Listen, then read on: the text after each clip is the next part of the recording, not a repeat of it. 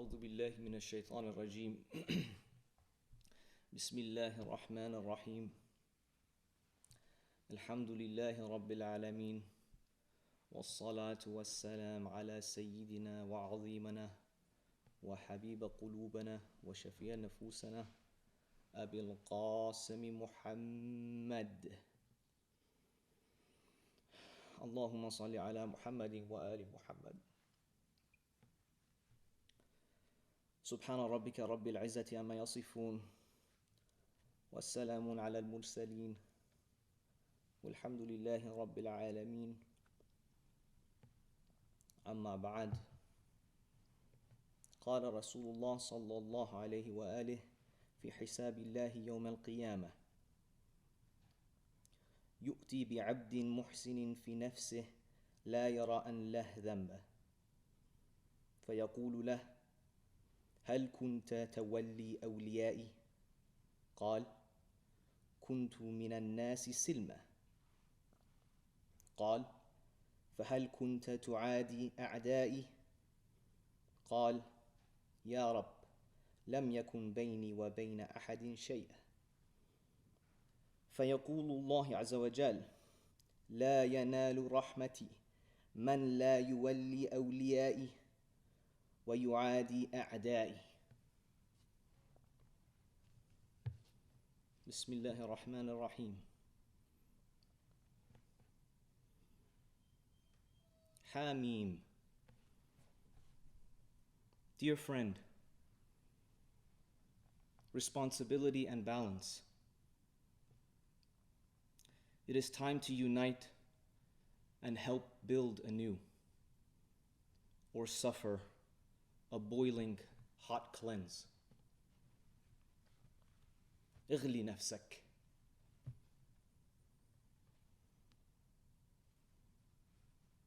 At the beginning of the sermon, I have cited a hadith attributed to the Prophet ﷺ. The translation is as such. The Prophet says the following in the context of the reckoning of the day of resurrection. He says, a slave of God or servant of God who knows himself well in that he does not consider himself sinful shall be brought forth and shall be asked by God, did you befriend and support my friends? He shall reply, I used to be a peaceful person. He shall be asked, so did you oppose my enemies? He shall reply, my Lord, there used not to be any conflict between myself and anyone else. Whereupon God shall say, whoever does not befriend and support my friends and oppose my enemies shall not take part of my mercy.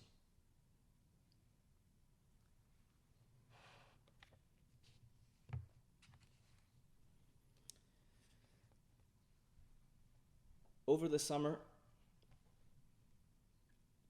we continued to witness some of the most horrific developments in the ongoing genocide in Palestine.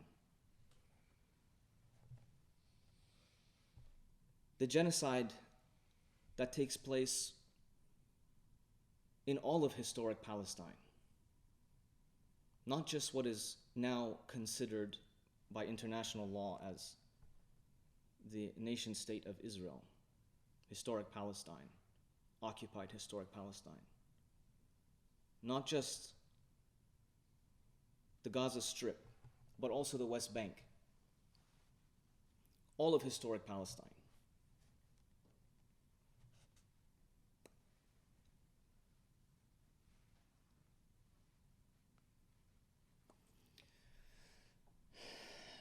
This genocide has worn on the entire world, the world of conscious.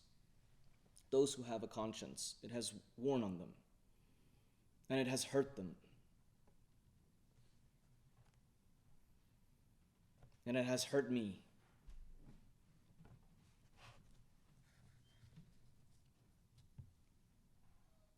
And caused me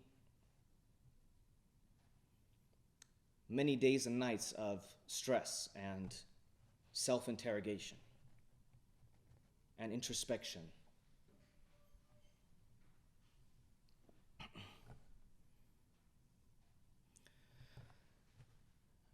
This summer I felt very disconnected from nature.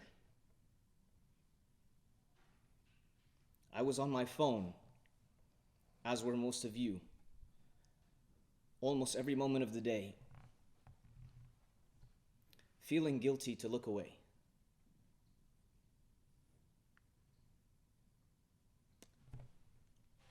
So I resorted, on days that were not too hot,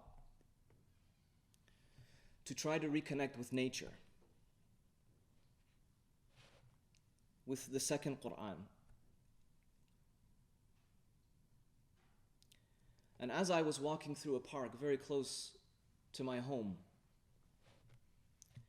I read an inscription that surmised to tell the history of the park in which I was walking, in order to take a break and reflect and think about my own studies with the Quran. And this inscription told the history of this area, the banks of the Scioto River, and it talked about the Wyandot tribe, Native American Indians. And it told this long story about how some fellow with a Polish name came to own these lands and was so kind to give it to the city of Dublin, but it couldn't have been his. So what is the story?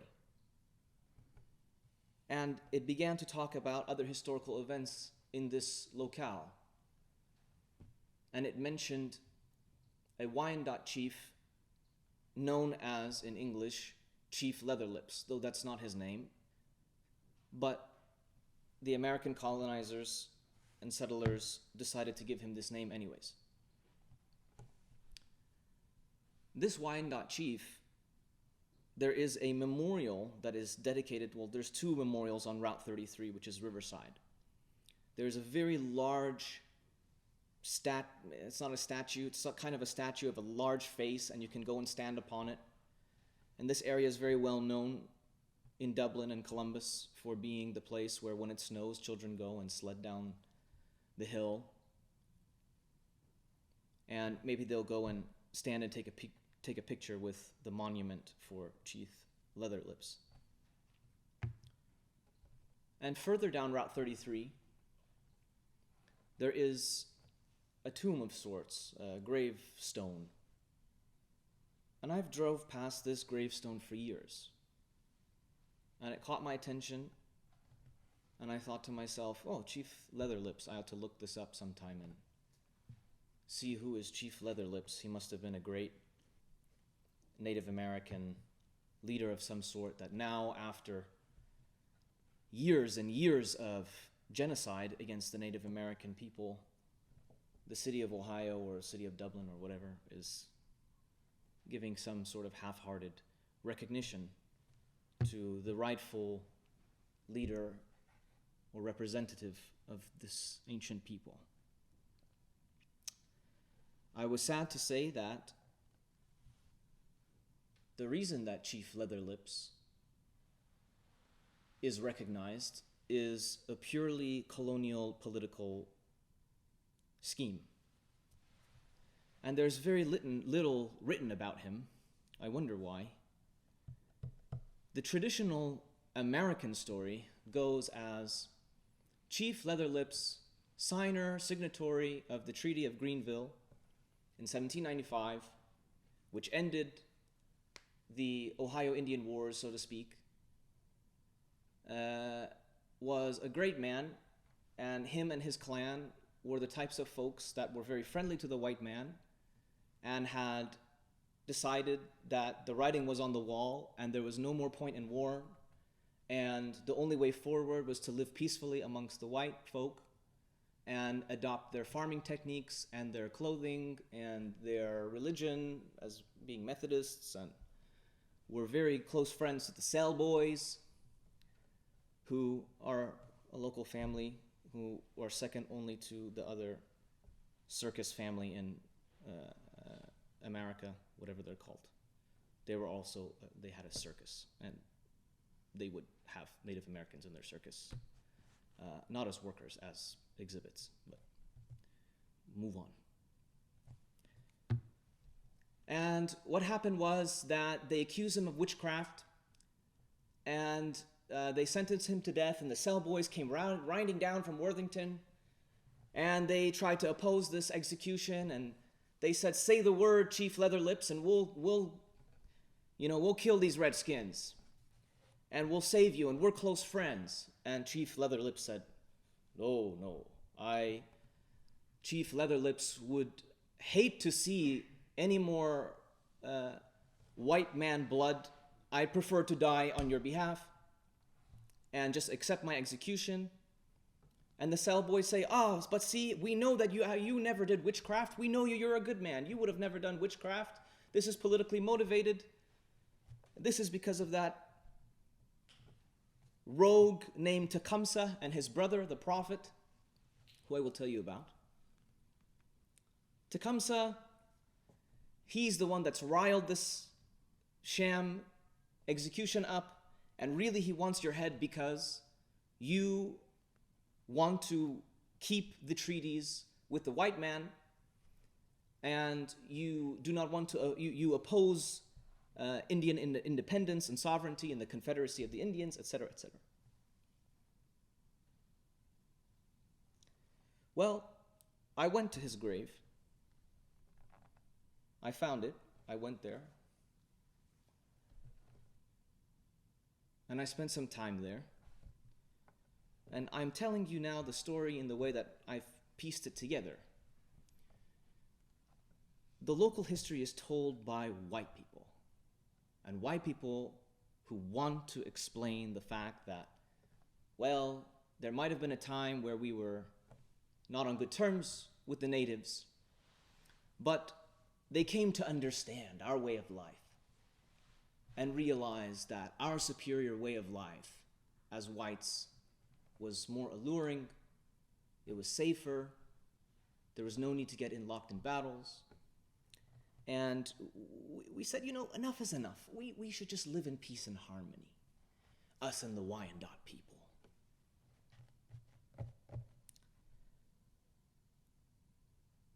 The opposing figure, this fellow named Tecumseh, a very interesting person, Tecumseh. Tecumseh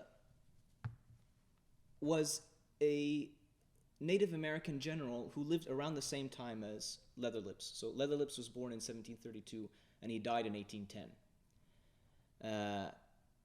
And I told you that he signed the Treaty of Grenville. Tecumseh had a brother. Tecumseh was raised as a warrior and as a great native general.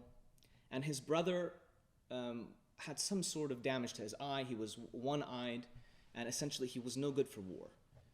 And so he had a lot of depression about that, and he resorted to drinking whiskey, which, mind you, whiskey was something that the white man brought to the native people, and the native people used as self-medication even back then, several hundred years ago. Until one day, Tecumseh's brother became and took the name Tensk-Watawa. I'm saying that wrong, but it translates to the open door. He had a moment of realization. He had a vision that came from what they call the Great Spirit, which what we might call God, so to speak. And God talked to Tecumseh's brother, who now became known as the prophet. Let me read a passage about Tecumseh's brother here.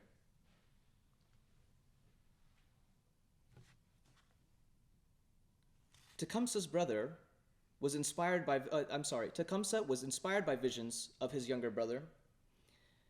And what Tecumseh did about this vision was that he began to piece together the largest Indian confederation in history, Its main purpose was to push American settlers out of the western territories of the United States and leave the country to the Indians.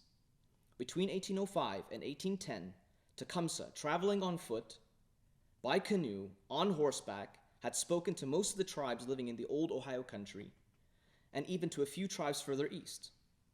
This is Tecumseh we're talking about. He was charismatic and eloquent. He impressed everyone who heard him. He swayed many people, and especially younger chiefs and warriors, to join him in this Indian confederacy, Indian first, against the white folks. He told the Indians to think of themselves as one people, not as separate tribes. They must recognize that they held the land in common. Therefore, no chief could sell any more territory to the insatiable Americans, who would not be satisfied until they drove the Indians into the sea. Who was one of those chiefs that sold the land? Chief Leatherlips, whose monument is here.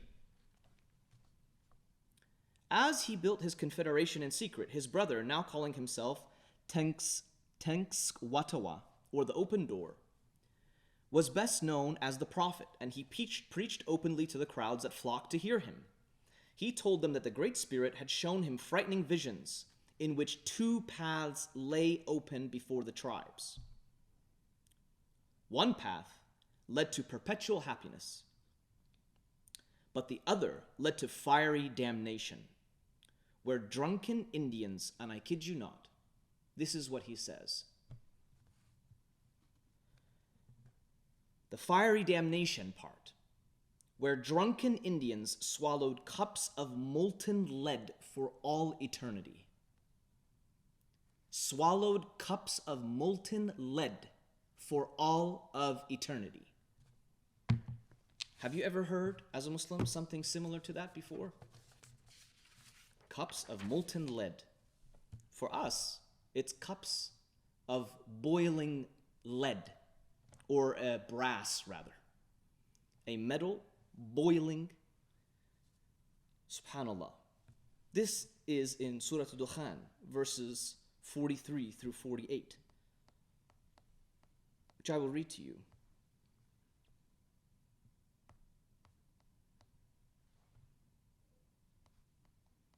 (43 through 48).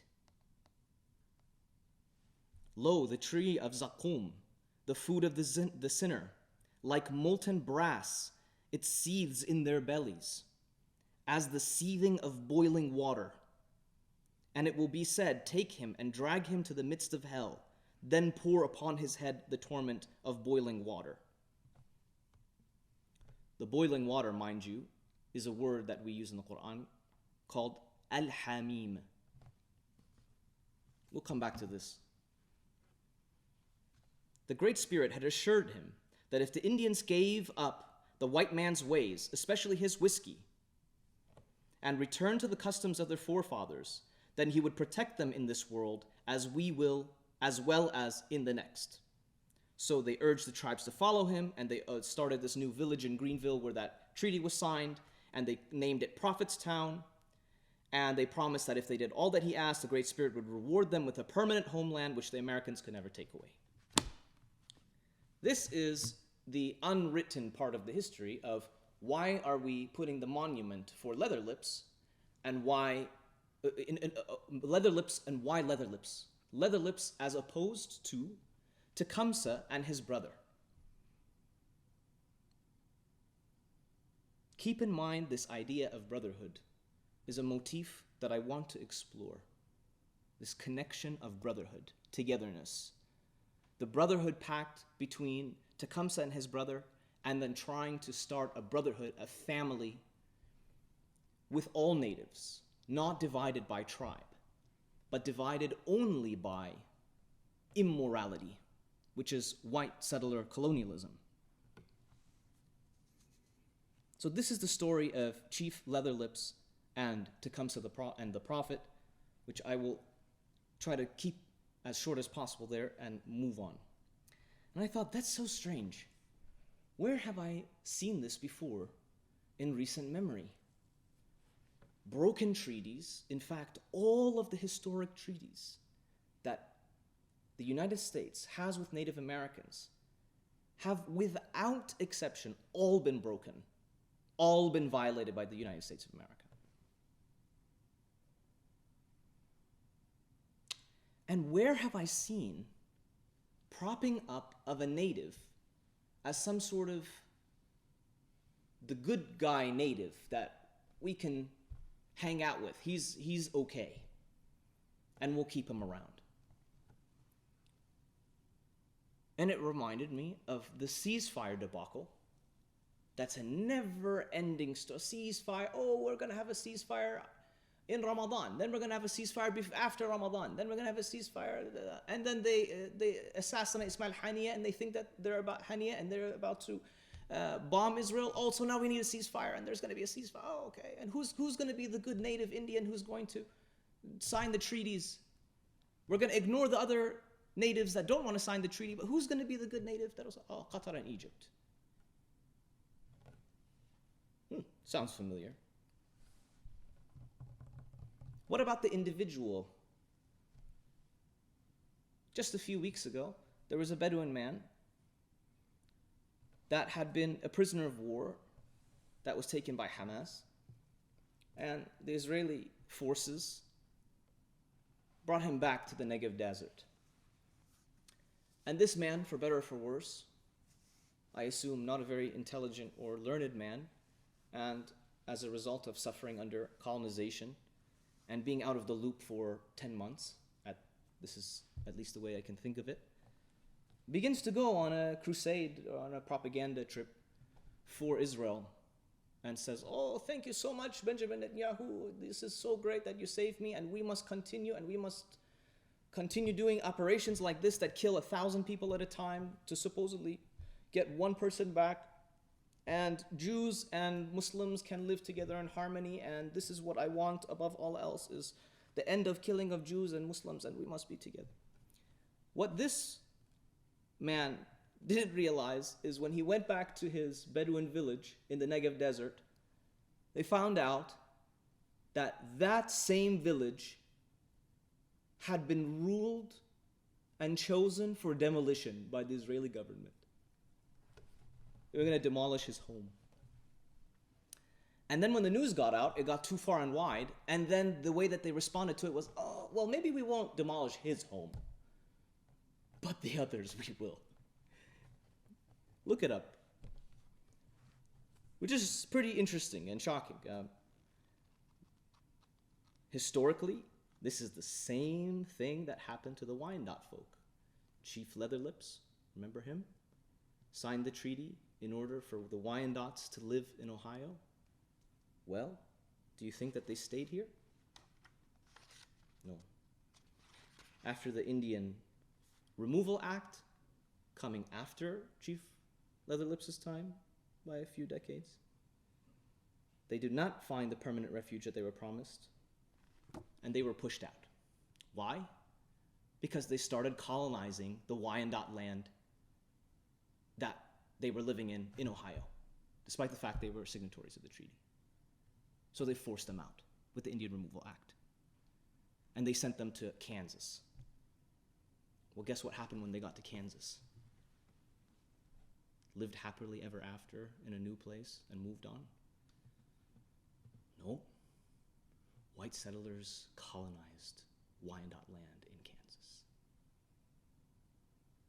Same old story. Same old story. Meanwhile, Tecumseh, he's a rogue element.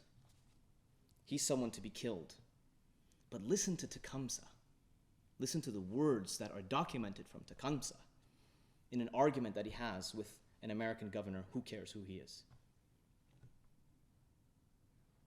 He says to him, the only way to stop this evil is for the red men to unite in claiming a common and equal right in the land, as it was at first and should be now, for it was never divided, but belongs to all. No tribe has the right to sell, even to each other, much less to strangers. Sell a country? Why not sell the air, the great sea, as well as the earth? Did not the Great Spirit make them for all the use of his children? How can we have confidence in the white people? And I kid you not, this is what he said. When Jesus Christ came upon the earth, you killed him and you nailed him to the cross. You thought he was dead and you were mistaken. I can't explain that. I don't know what this man knew. And the more I read about him, the more I am in shock and awe. It seems he was a deeply principled man and a deeply ethical man. And I could continue using time in this khutbah to go on and on about him, but we'll never get to the end. So I'll move on to my personal chagrin.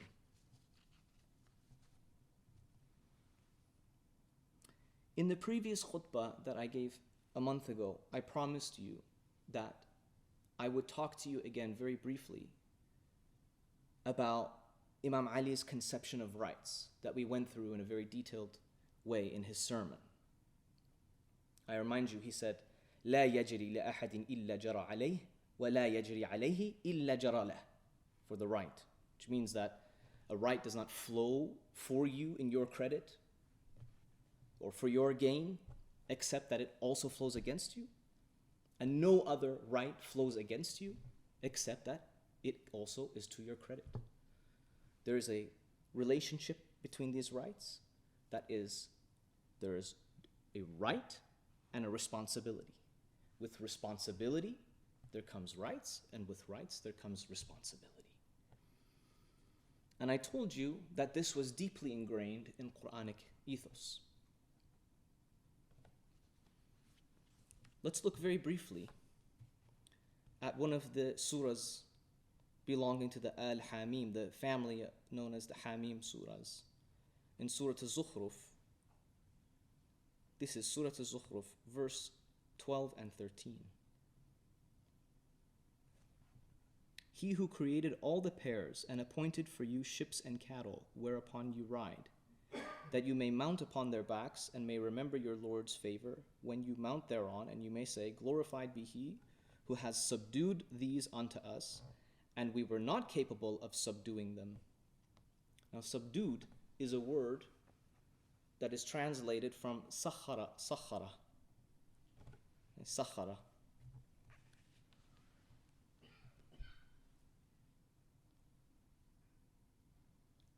This word sakhara continues to come up in the Hawamim surahs. It also shows up in Surah Al-Jathiyah, again, verses 12 and 13. Surah Al-Jathiyah, 12. Allahu alladhi sakhara lakum al-bahr litajri al-fulk fihi bi-amrih. Allah it is who hath made the seas of service unto you, so that the ships may run thereon by his command, and that you may seek of his bounty, that you happily may be thankful. وَسَخَّرَ لَكُم مَا فِي السَّمَوَاتِ وَمَا فِي الْأَرْضِ. And he hath made of service unto you whatsoever is in the heavens and whatsoever is in the earth. It is all from him. Therein are signs for those who think and reflect. I'm thinking again about Tecumseh's response about land, air, and sea. Can you sell land, air, and sea? Why can't you sell land, air, and sea? If I'm reading it here, it seems that in this idea of sakhara, subjugate, as it keeps getting translated as, or we have subdued them for you, sakhara lakum, that, see, the whole world exists for my consumption. This is the colonial philosophy. If you read it with the colonial lens, the whole world exists for my consumption. In fact, the earth and the planets and the stars and the moons exist for my consumption. They're subdued unto me. But what did we learn from Imam Ali's understanding about rights and responsibilities? They're equal.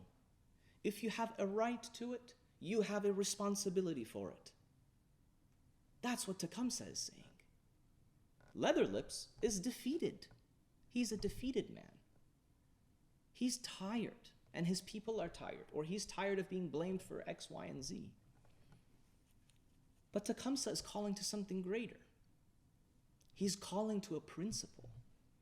And he's saying we cannot accept this concept of being ridiculed and mocked. That's another meaning of sakhar, by the way. sukhra, is to be ridiculed. But think of this verse that we just talked about, that the very famous verse of mounting the horse or the donkey.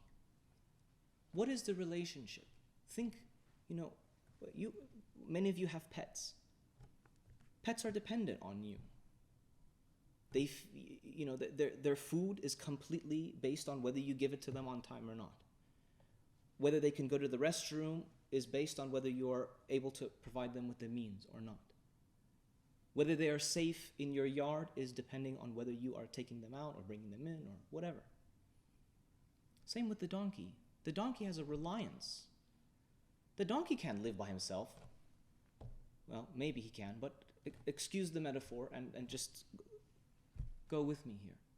A donkey that's used to carrying a load needs his master, his friend, so to speak, in fact. Most people who have animals love them, even if they use them for work. And those animals love them back if they're treated fairly, the way that they're supposed to be. In the verse, the dua is saying, may God be exalted, the one be exalted, who has created this relationship between I, this great human being that the entire universe is subdued for, and this donkey, who is a lowly creature in the human conception, but not in the Quranic conception. The Quran is taking the traditional meaning of sukhra and is boiling it and is repackaging it. It's boiling your ethics and your worldview and getting you to think, no, land belongs to human beings and all that live on the land. I've been entitled to live on this land peacefully. And if somebody wants to come and live on that land, they can do so peacefully and together, in harmony, in a nizaman li'ulfatihim. Last time I told you about how this is so important. A system that's based on friendliness and harmony. This is Imam Ali. This is the Prophet. And this is the Quran. Subjugation versus service. That's the difference. Power is not in dominating. Power is in unity. It's intimate reliance. It's brotherhood. The Quran is teaching us that power and strength come from close connections rather than domination. The root qaf, ra, noon, muqrinun, or muqrinin, has far more to do with uniting, qarn, has far more to do with uniting, connecting, joining, or being bound than it does with outright power. Rather, power or powerlessness is a byproduct of the quality and nature of the connection. Qareen is a close companion, which also arises in Surah Al-Zukhruf. If you do wrong, you will have a demonic companion, and that demonic companion will be attracted to you and will unite with you and will help you to go to hell.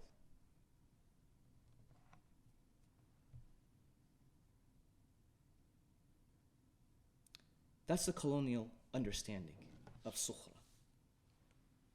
What of the colonial understanding of friendship? Hamim. The colonial understanding of friendship. Were we friends with Tecumseh as the Americans? We hated Tecumseh. Who were we friends with? Leatherlips. Who were we friends with? Who were the Israelis friends with? Were they friends with the Palestinians that they decided to allow the World Health Organization to go and give vaccinations for the resurgence of polio? Polio hasn't made its ugly head, known in Gaza in 25 years. And yet we have polio again. How did that polio get there? utter destruction to the infrastructure, nowhere to use the bathroom, nowhere clean to live. And who does it affect primarily and directly? Children, babies, paralyzed. Do not think for 1 second that the Israelis are concerned about those children, these humanitarian ceasefires of several hours at a time, so that they can roll out the vaccinations, which, by the way, is not working, because when you're constantly moving people from place to place, then they can't get the second dosage. So it's ineffective. But let's just assume that you get all of your dosages. What is it really about? Benevolence towards the Palestinians? It's about protecting the Israelis from a polio outbreak.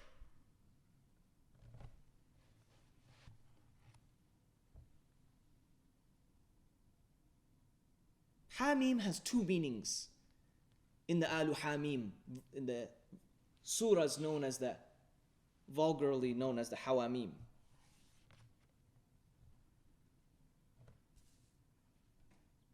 These surahs are I understand now why the exegetes call it the heart and the soul of the Quran. And they write poetry about the surah. Beautiful poetry. I can't help but tell you that it's like the thought that you're passing through the gardens of the surah and you stop by and you think, wow, this is the most beautiful garden I've ever seen. And then you reach the surahs that begin with Hamim and they think, wow, this is the most beautiful garden I've ever been. These are the kinds of things that exist in the tradition about the reactions and the feelings that people had with these surahs, and I completely understand. And I'm beginning to understand why people used it as a war cry, why people used it as when they felt the need to feel together and to feel united and to feel protected from evil. And we'll return back to the surahs that begin with Hamim and the meaning of Hamim. But first, we will end this sermon. Astaghfirullah li wa lakum. As'alullah yastajib lakum.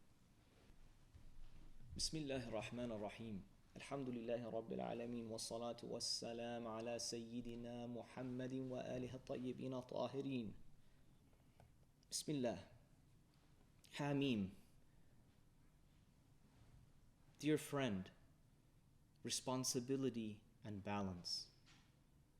It is time to unite and help build anew, or suffer a boiling hot cleansing. اغلي نفسك. Hamim has two meanings in these surahs, and they are represented. This word shows up in these surahs more than in any other surahs. It shows up a handful of times in some of the other surah. Few times. But it happens 4 or 5 instances, I think it's 4 instances, in the 7 surahs that begin with Hamim. And they're used in 2 ways. Al-Hamim refers to boiling water. Hamim, ya mim, refers to intimacy, an intimate friend. And I told you, friendship is a motif that can be observed in this Alu Hamim. It comes up often in Surah Ash-Shura. There is a repetitive usage of the word waliyun, that God is the friend or the protector or the nasir. But in the opposite, when someone is away from God, then they don't have a nasir. They have no hope for help or victory or salvation. This shows up in surahs like Dukhan and Jathiyah quite often. What is friendship about? What are the elements of friendship? Friendship, above all else, requires love. It requires forgiveness. It requires balancing your rights with duties that you owe to one another. In Tafsir al-Mizan, Alama Tabatabai talks about the word khidla. Khidla is the word that's used in the verse in Surah Al-Zukhruf, I believe it is, where it says about those who have made bad partnerships. On the final day, the akhilla, these, the plural of khilla, friends, so to speak, will oppose one another and be disgusted by each other and blame each other. Khilla, he says, the word itself means when one person fills the deficiency of another. Think of a friend. What does that friend ultimately do? If you have a punctured tire, that's a deficiency. Who do you call? Maybe you call AAA. But if you're in a bind, you call a friend, someone you can rely on, someone you know that will sacrifice their time and their energy, and they will do service. And it's not a transactional thing. It's out of love and friendship and brotherhood and sisterhood. Well, I would do for you because you would do for me. Yeah, that's a benefit of friendship. But it's a colonial understanding of friendship. It's the type of logic that will let you become friends with somebody and ultimately ship all of them to Kansas and then take Kansas too. No.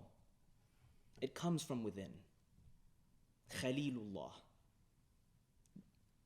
Being intimately, lovingly connected with Allah to the point that Allah is your friend and you are Allah's friend. Wilaya. Yes. This is the difference between the colonialist understanding of Hamim and the Islamic understanding of Hamim. Surah Fussilat, it says, the very famous verse, idfa billati hiya ahsan fa idha alladhi baynaka wa baynahu adawatun ka'annahu waliyyun hamim. It says, repel ugliness with that which is more beautiful and good. And that, in and of itself, will be what will win friends out of your enemies. Friends out of your enemies. The reason we know these things about Tecumseh is because Americans wrote this about Tecumseh. They admired him. They couldn't help but admire him. He won all of these verbal spats. He may have ultimately lost on the battlefield. Not often, but he eventually did die. And the only reason he did was because people lost hope from losing over and over again. Losing on a personal level. But Tecumseh was about being above a person. He was about being a friend. He was about being a brother, a sister. Someone who shed his Shawnee, well, he didn't shed it, but he put his Shawnee sect identity tribe to the side and vowed to make a family with all native peoples. Not to oppose white people because they're white, but to oppose hateful ideology. And this hateful ideology persists until today. It's the same ideology that is killing our children in Palestine, and killing children and women and good folk and bad folk and all kinds of people all over the world. But you shouldn't be killed because you're a race or bad or good. You shouldn't be killed at all. The only time you should be killed is if you're killing people and you shouldn't be killing them, which is most of the time. But that's not how it goes in our world. Friends on earth and enemies on Judgment Day. That's the colonial attitude. But friends on earth and in the hereafter, now that's the Islamic attitude. That's Hamim, a protector that's closer. Waliyun Hamim. Someone who's your enemy goes to a friend, a loving, protective friend, intimate like no other.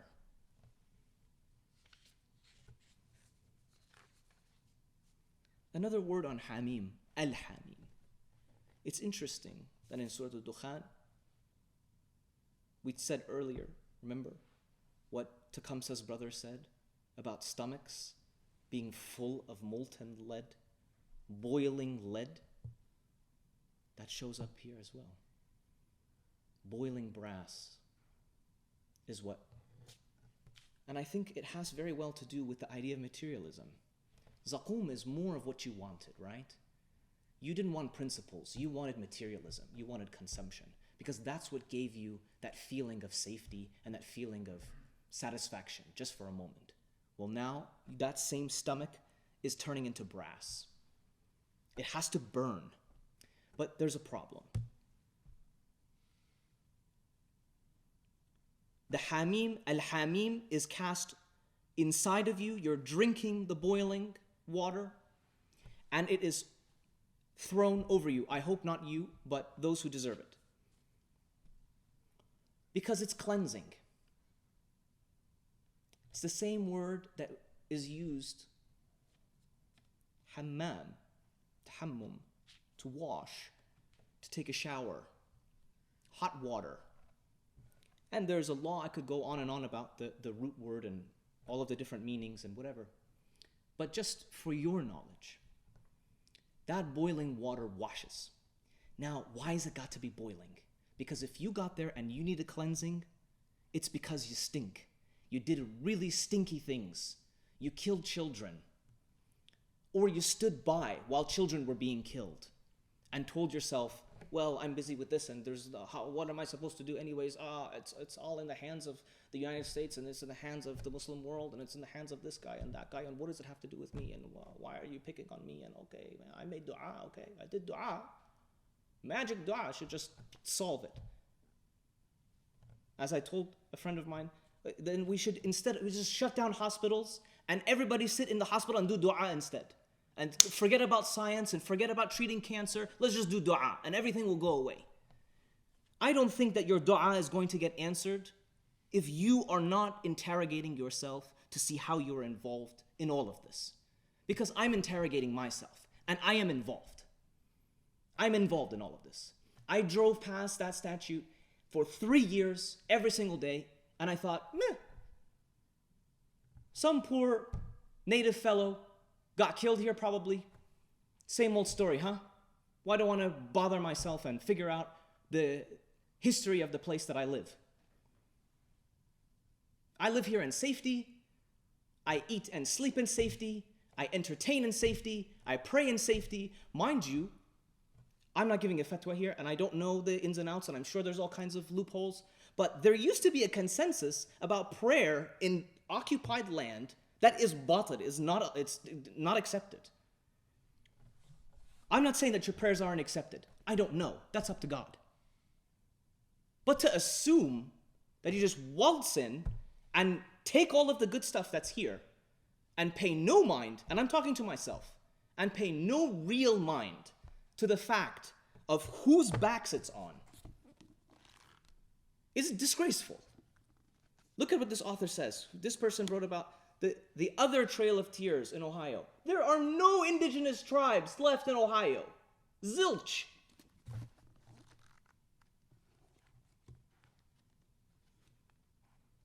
This is what she says. Yet what makes American history so challenging to write is not merely the fact that the stories of so many people have been forgotten. Yes, I didn't even bother to read it. Even when all the threads of the past, drawn out against the passage of time, are woven together, tragedy remains. The suffering of a group of people like the Delaware, the Seneca, Shawnee, Ottawa, Wyandotte, if any of those words sound familiar to you, they're villages here in Ohio. I grew up in Ottawa Hills, and there's villages around here that are named just like that: Delaware, Seneca, Shawnee, Wyandotte Woods. Often gives rise to the triumph of another. Their suffering gives rise to the triumph of another, me and you. The millions of farmers and townspeople and factory workers and immigrants and city dwellers who filled up the land in Ohio left behind by the tribes. They didn't get left behind, they got kicked out and killed. Until we have figured out a way for all Americans to live side by side, fulfilling personal dreams for a better future, but never at the expense of someone else's life, we will be left wondering if the consequences of immense tragedies will bring into the lives of one another will ever be resolved in time or in eternity. No, we are not going to do that because we live in the colonial mindset. I live in the colonial mindset, and I'm ashamed to say that. And that's why I keep saying, boil yourself. And here I am trying to boil myself. It's me, this little whispering demon, Qareen, in my ear that's saying, when you hear about the land back movement for natives, what is it that makes you think, does that mean that I'm going to get kicked out of my house?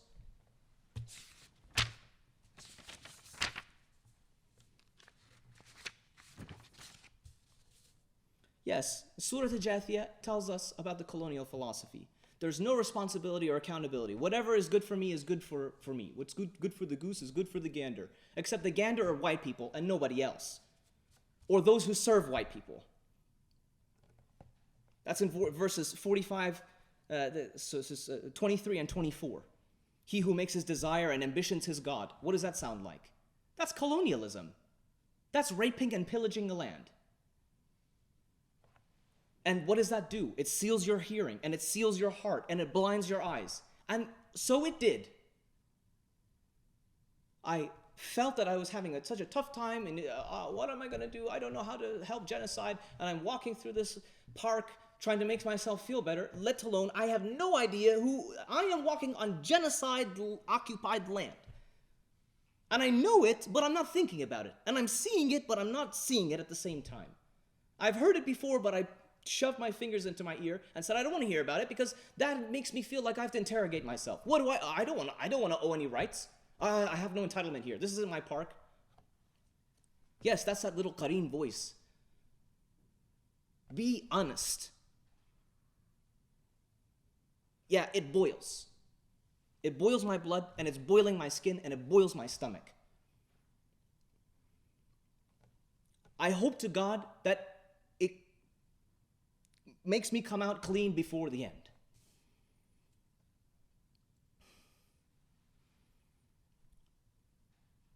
Well, in Surah Al-Jathiyah, why is it named Surah Al-Jathiyah? Please review these surahs in the Illumin halaqas. All of these insights are they're extrapolated from Illumin insights. And I would have nothing to say if it weren't for that tafsir. And I would say nothing if it were not for that tafsir. Really, I am only here because I am advocating for you to spend time to learn that tafsir. Because anything else you know is worth nothing if you don't know it.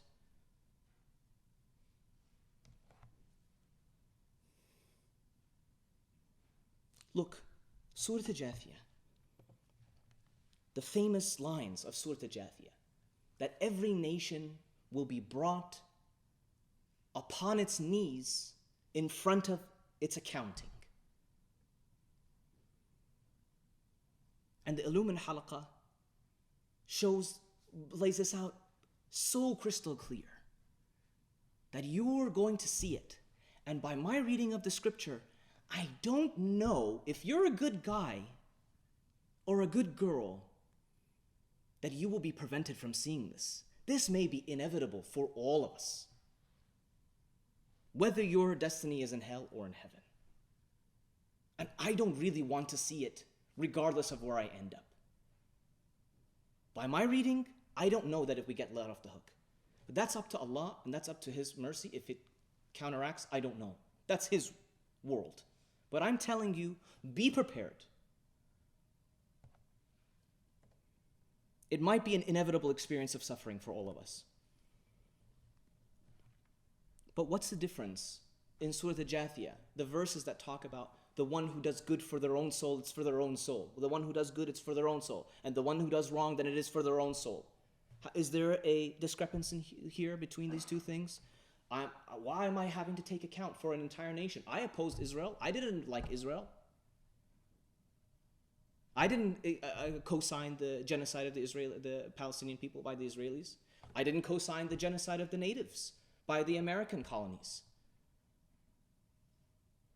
Those are not even my time period. I'm born in the 90s or the 70s or the 60s or wherever, or the 2000s.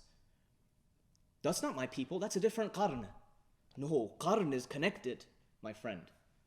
Ayamullah is God's timing is not the same as yours. The way that God views time is not the same way as yours. You're constantly trying to find a way to let yourself off the hook and say, that was a different time. It didn't belong to me. Sorry. No. I don't think so. I think we belong to this qawm. We belong to this nation, this American nation, the one that I pay taxes to, the one that protects me. Doesn't give me much else. Doesn't really protect me either, but whatever. I pay my taxes to this country, and my loyalties are to this country and whatever.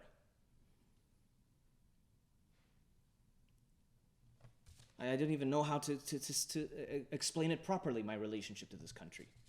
Nonetheless, I benefit living here. I'm safe here, and I make an earning here, and my family is safe here, and that's it. The bar is low, I guess, especially as brown people. You don't want to be part of this qawm. You want to survive that moment where you're on your knees watching the video, the carefully constructed, recorded, moment-by-moment tragedy that took place on your watch. Then it's all about how you choose to oppose this outcome. Your choices either supported your nation's tyranny or opposed and attempted to rectify it. The less we contribute, the less personal suffering, and hopefully we'll be shielded by mercy through that horrible moment.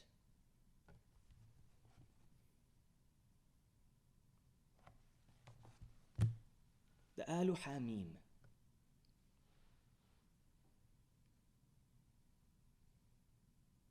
I don't know what they mean. God knows what Hamim means. The first verse of these 7 surahs. But I can tell you what it means to me and what I think it means to me. To me, Hamim is about haqq and it's about mizan. Because that's what Hamim is, friendship.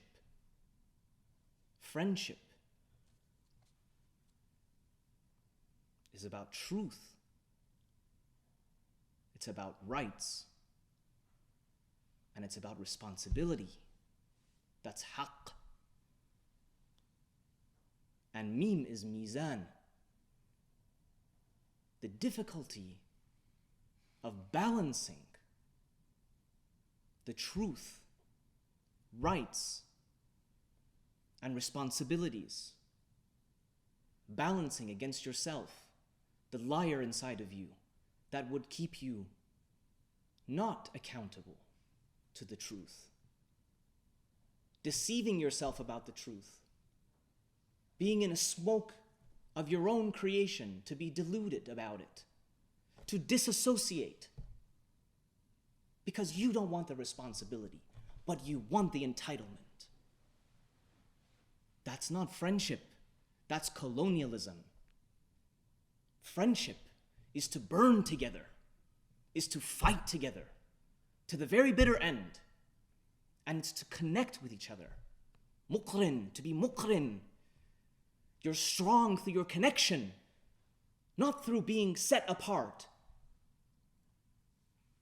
I have no strength unless it's with all of you. And you have no strength unless it's with all of us. That's the colonial mentality. Divide, conquer. This man Tecumseh and his brother, how brilliant these men were. Who were they connected to? Must be God. They had this gift of Hamim. They understood Hamim. And to me, whatever battle cry they said, to me sounds like Hamim. Protection together. You win together. You lose together.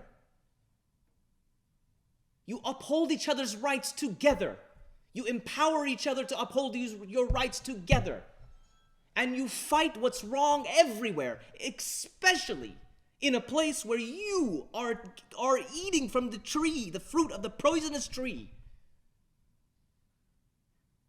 Can you turn this land, this evil place, Because it is evil until it makes up for its loss, for the loss that it has imparted upon millions of people.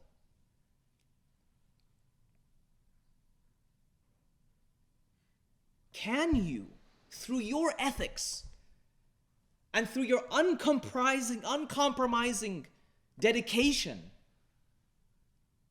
to reparations and setting things right, setting the balance, the mizan right, can you turn these very enemies that right now are our enemies into as if intimate friends through your beauty? Idfa billati hiya ahsan. The challenge is on me and the challenge is on you. Hamim.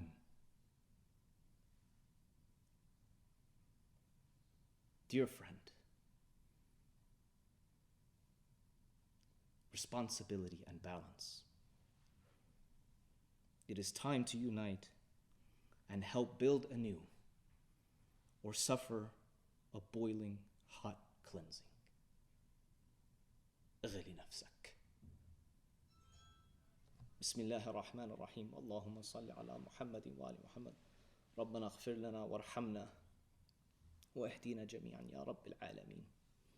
Ya Rab, I ask you to bless all the martyrs in your time, in your day and age, those that we don't know and those that we should know. Help us to learn about these personalities. Help us to learn about the importance of learning our history and not jamming our fingers into our ears and not covering our eyes with our hands and not shutting ourselves up with our own hands. Help us to separate ourselves from the philosophy and the fruit, the poisonous fruit of colonialism. And let us return back to our ancestral ways. Teach us, show us, give us the courage. And let us be courageous together. Put our pettiness aside. Ya Allah, help us. Cleanse us, boil us here and now. And protect us from the boiling on the last day. Ya Rabbil Alameen. وصلي وسلم وبارك على سيدنا محمد وعلى آله الطيبين الطاهرين وأقم الصلاة